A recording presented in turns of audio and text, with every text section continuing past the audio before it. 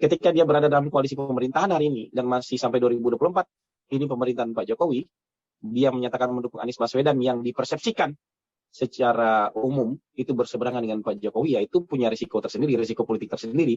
Dan Pak Jokowi tentu ingin menyatakan juga bahwa dia tidak nyaman dan dia tidak meridoi deklarasi Nasdem itu. Ketemu lagi kita di channel yang perlu imajinasi informasi gratis nggak bayar. Subscribe. Assalamualaikum warahmatullahi wabarakatuh. Apa kabar sobat Kicau Jelata? Mudah-mudahan kita semua selalu dalam lindungan Allah Subhanahu wa taala. Pemilu serentak 2024 masih 2 tahun lagi. Jauh di depan mata. Tetapi suhu politik saat ini mulai memanas. Apalagi pasca pencalonan Anies Baswedan oleh Partai Nasdem, meski masih sobekan tiket dalam tanda petik karena belum 20%, tetapi implikasinya terhadap keadaan situasi hiruk pikuk politik amat sangat besar sekali. Kita tahu bahwa di kalangan para relawan telah mulai menggeliat, terutama relawan Anies Baswedan, semakin muncul semangat baru mereka pasca pengumuman Anies sebagai kandidat calon presiden oleh Partai Nasdem. Bang Ica ingin sharing sekarang betapa bahayanya kalau tafsir-tafsir terhadap peristiwa politik itu dilakukan dengan seenak perut. Bang Ica ingin mengomentari statement atau pernyataan dari salah seorang yang belakangan Bang Ica tahu bernama Hasan Nasbi. Beliau adalah founder dari Sirus Network, sebuah lembaga riset, dan sekaligus beliau CEO di sana. Dan sepanjang yang Bang Ica tahu, si Sirus Network ini lebih banyak mengkonsultani tokoh-tokoh politik. Dan di tahun 2011 dulu ketika Pak Jokowi maju sebagai Gubernur DKI, Sirus Network adalah konsultan politiknya. Dan pada zamannya Ahok maju sebagai Gubernur DKI dengan Jarot, si Hasan Nasbi ini mendirikan organisasi yang bernama Teman Ahok. Dan Bang Ica ingat pernah ada peristiwa saat itu, katakanlah informasi adanya aliran uang sebesar 30 miliar dari salah satu pengembang ke Teman Ahok. Dan Ketua KPK saat itu Agus menyatakan sedang menyelidiki perkara tersebut. Dan sampai saat ini kita nggak tahu perkaranya sampai di mana sudah. Nah, pernyataan Hasan Nasbi yang akan Bang Ica beri catatan atau komentari ini, sebelumnya mari kita dengarkan dulu apa yang beliau nyatakan dalam salah satu talk show. Yuk kita dengar.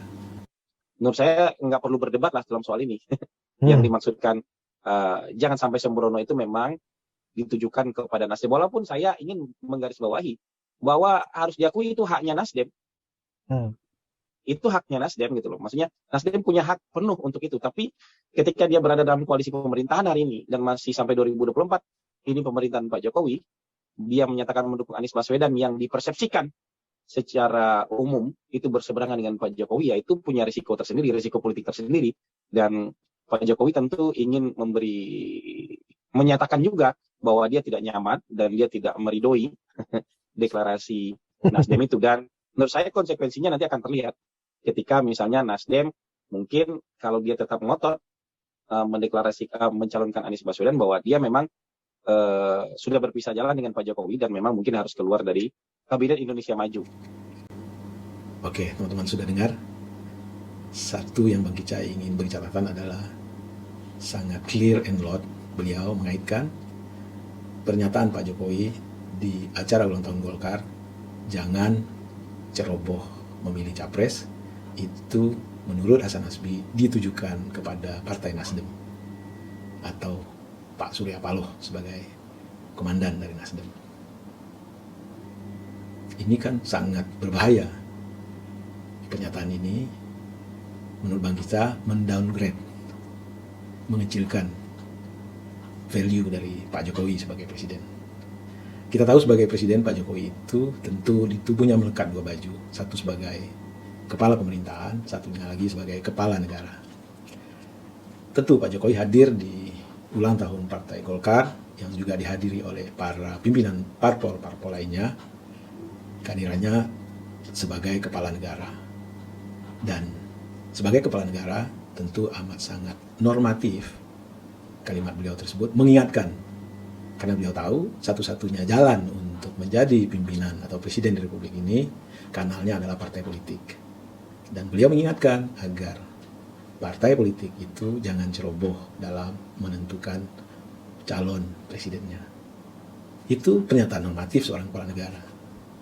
Jadi sekali lagi ditarik-tarik, ditafsirkan bahwa itu ditujukan kepada Partai Nasdem, jelas satu merendahkan standing posisi Pak Jokowi sebagai kepala negara. Dua, ya boleh dibilang mengadu domba para elit atau pemimpin negeri ini. Lalu ada lagi statement bahwa Anies Baswedan dianggap berdasarkan persepsi umum berseberangan dengan Pak Jokowi. Ini jelas satu penggiringan opini, mau membelah, mau menghadap-hadapkan Pak Jokowi dengan Anies Baswedan. Tentu ini perilaku buruk, sangat tak elok.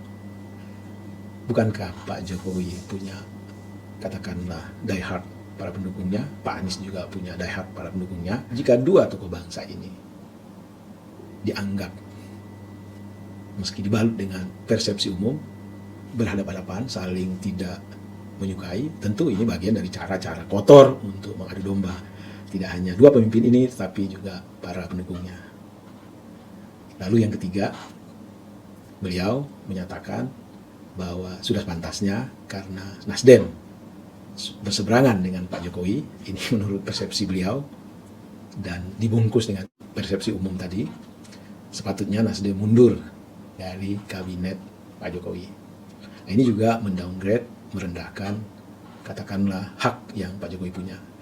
Bukankah memilih atau memberhentikan menteri sepenuhnya adalah hak prerogatif presiden? Presiden kapan saja, anytime bisa mengangkat seseorang dan memberhentikan seseorang. Jadi amat sangat tidak masuk akal dengan alasan apapun itu si Hasan Nasbili memaksa, katakanlah, Nasdem menarik para menteri-menterinya yang jelas dipinang diminta oleh Pak Jokowi untuk membantunya.